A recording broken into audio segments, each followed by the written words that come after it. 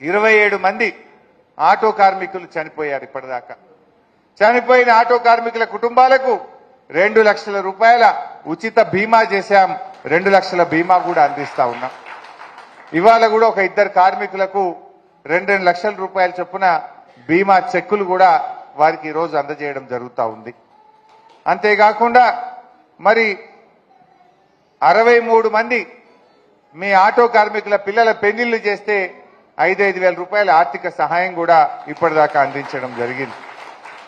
So ఇట్లా మన auto credit cooperative society ఎంతో బాగా పనిచేస్తూ ఉంది. మా పాల సాయిరాం తమ్ముడు ఒక పెట్రోల్ పంపు పెట్టడానికి ఆలోచన చేయమంటుండు. ఎందుకంటే మేము పెట్రోల్ పోసుకున్నా డీజిల్ పోసుకుంటే ఓ రూపాయి 2 రూపాయలు తక్కువ పోసుకుంటాం. దాని మీద వచ్చే ఆదాయం ఈ కార్మికుల సంక్షేమానికి, ఈ కార్మికుల అభివృద్ధి కోసం ఉపయోగించుకుంటామంటున్నాడు. తప్పకుండా సాయిరాం కోరినట్టు నా శాయశక్తుల కృషి చేసి ఒక పెట్రోల్ బంకును సిద్దిపేట ఆటో క్రెడిట్ కోఆపరేటివ్ సొసైటీకి అందించడానికి నేను ప్రయత్నం చేస్తా అని చెప్పి కూడా ఈ సందర్భంగా తెలియజేస్తా ఉన్నా. మరి మీతో కూడా ఒక సూచన, మీరందరూ కూడా రెక్కాడితే డొక్కాడనోళ్ళు, ఏదో బతుకు తెరువు కోసం భార్య పిల్లల్ని పోషించుకోవాలని ఆటో నడుపుకొని బతుకుతూ ఉంటారు. దయచేసి 2 విషయాలు మీరు బాగా గుర్తుపెట్టుకోండి. ఈ మద్యం తాగడం మానేయండి. గుట్కాలు ఎవరైనా తినే అలవాటు ఉంటే మానేయండి. మీకోసం ఇంట్లో భార్య పిల్లలు ఉన్నారు, వాళ్ళు మర్చిపోకండి. మనం కడుపు నిండా తినడం కాదు, ఇంట్లో భార్య పిల్లలకు కడుపు నిండా అన్నం పెడితేనే నువ్వు నిజమైనటువంటి కుటుంబ యజమానివి. మనం మందు దాగి ఇంట్లో పిల్లల్ని ఎండబెడితే, భార్యను ఎండబెడితే నువ్వు మంచివనివా? నీ కష్టమంతా ఆ మద్యం దుకాణాల మీద ఖర్చు పెట్టి ఇంట్లో భార్య పిల్లల్ని ఆగం చేస్తే ఎట్లా కరెక్ట్ అవుతుంది? దయచేసి మద్యం అలవాటును మానుకోండి. గుట్కాలు తిని మీ ఆరోగ్యాన్ని దెబ్బతీసుకోకండి. వీలైతే ఇంట్లో నుంచి టిఫిన్ డబ్బా తెచ్చుకోండి.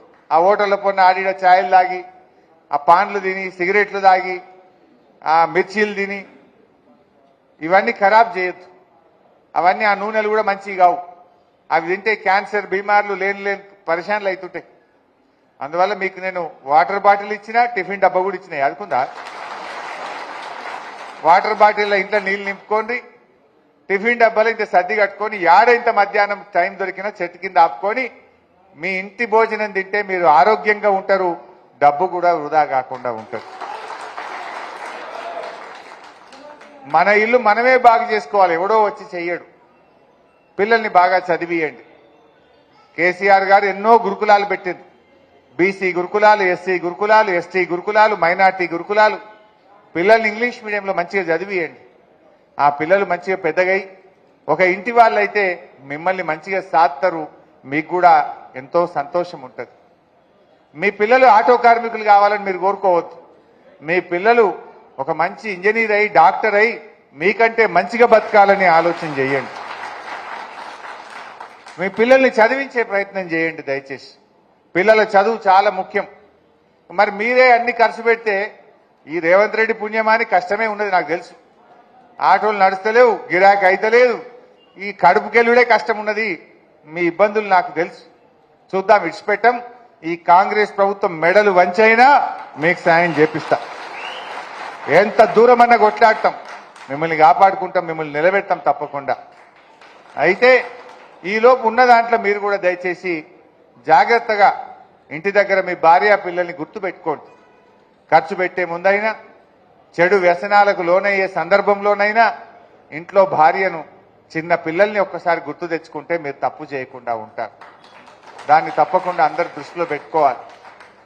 ఇవాళ ఈ రకంగా ముందుకు పోదాం. ఇంకా ఈ ఆటో క్రెడిట్ కోఆపరేటివ్ సొసైటీ ఇప్పటికీ నేను నా భారత్ నగర్ ఇల్లును పెట్టిన బ్యాంకుల్లో ఉన్నది. ఇప్పుడు 5 ఏళ్ళు అయ్యాది, ఇంకా తెచ్చుకోలే కాగితం. బ్యాంకుల్లో ఉన్నది, మీకోసం పెట్టి తెచ్చిన. ఇప్పుడు సాయిరాం పెట్రోల్ పంపు కావాలంటుండు, మళ్ళీ ఏం పెట్టాలనో ఆలోచన చేయాలి. ఇప్పుడు రామంచకాడ ఇంత భూమి ఉన్నది, మరి అదన్న పెట్టి పెట్రోల్ పంపు తీసుకొస్తాయి. ఇక కానీ వెనుకకు పోను, మీకు మాట ఇస్తే తప్పకుండా దాన్ని తీసుకొచ్చే ప్రయత్నం చేస్తాం. మీకు ఏ మాట ఇచ్చినా దాన్ని వెనుకకు పోం. ఆ పంపు వస్తే ఇంకో 4 రూపాయలు ఆదాయం పెరగవచ్చు. 2 రూపాయలు బయట పోసుకుంటే ఎక్కువ ఉంటుంది, మీ పంపులో మీరు పోసుకుంటే 2 రూపాయలు తక్కువ ఉంటుంది. అంతే కదండి. దాన్ని కూడా మనం సాధించే ప్రయత్నం చేద్దాం. జై తెలంగాణ.